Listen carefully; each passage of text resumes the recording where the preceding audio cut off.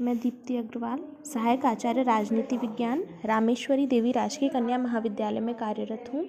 आज मैं BA part 3 का जो फर्स्ट पेपर है पाश्चात्य राजनीतिक चिंतन, उसमें जो दूसरा प्रमुख विचारक है अरस्तु ने जो संविधानों का वर्गीकरण प्रस्तुत किया है, उस वर्गीकरण का आज द्वितीय भाग में बता रही हूँ।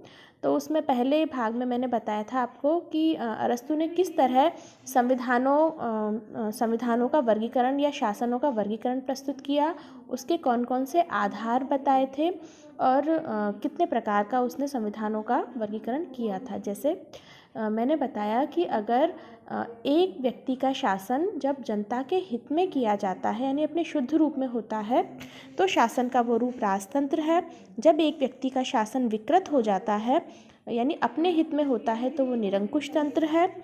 जब कुछ व्यक्तियों का शासन जनता के हित में किया जाता है यानी अपने शुद्ध रूप में होता है तो वह कुलीन तंत्र है।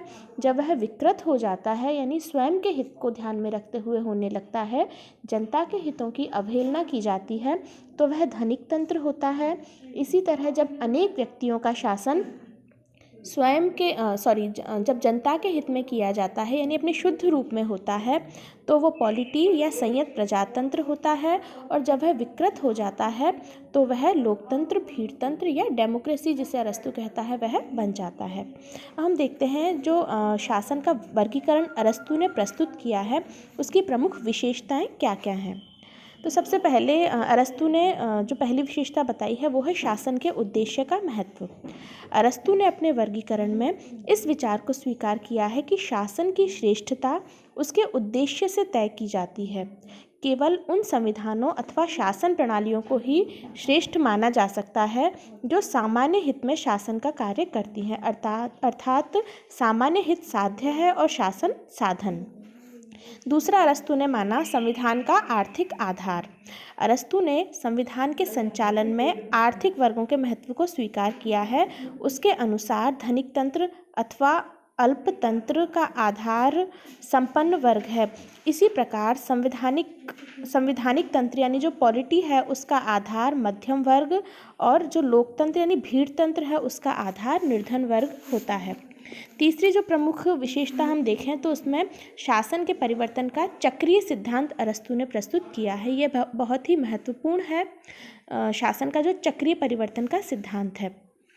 अरस्तु का मत है कि कोई भी संविधान सदैव के लिए स्थायी एवं शाश्वत नहीं होता, अपितु परिस्थितियों के अनुसार संविधान बदलते रहते हैं।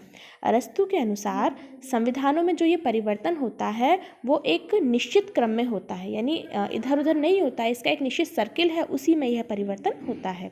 उसके अनुसार सबसे पहले राजतंत्र की स्थापना होती है, किंतु कुछ समय बाद ये जो राजतंत्र है ये विकृत हो जाता है और निरंकुश तंत्र में बदल जाता है। फिर क्या होता है कि निरंकुश तंत्र के अत्याचार से दुखी राज्य के जो संपन्न और प्रभावशाली लोग होते हैं वो क्रांति द्वारा निरंकुश तंत्र का अंत करके सामान्य हित में कुलीन तंत्र की स्थापना करते हैं, यानी कुलीन तंत्र की स्थापना हो जाती है।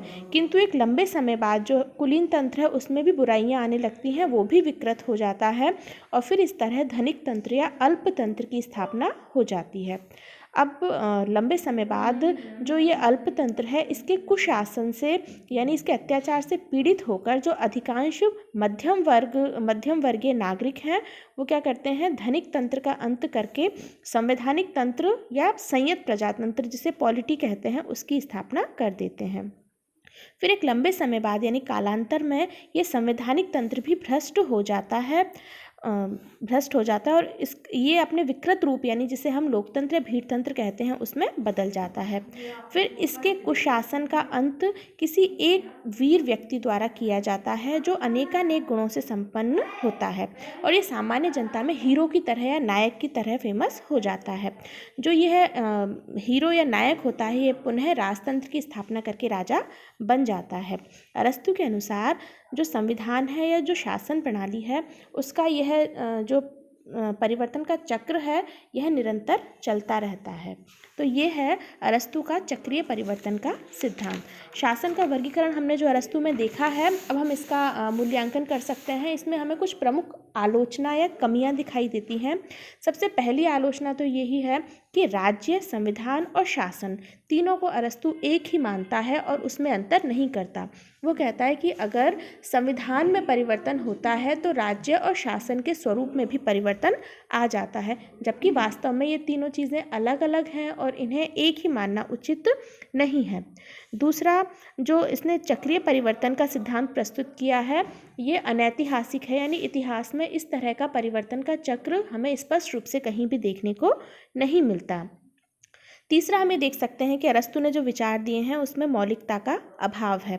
आलोचकों का मत है कि अरस्तू के संविधानों के वर्गीकरण पर हेरोडोटस, सुकरात और प्लेटो के विचारों का पर्याप्त प्रभाव है, अतः उसके वर्गीकरण को पूर्णतः उसकी मौलिक रचना नहीं कहा जा सकता।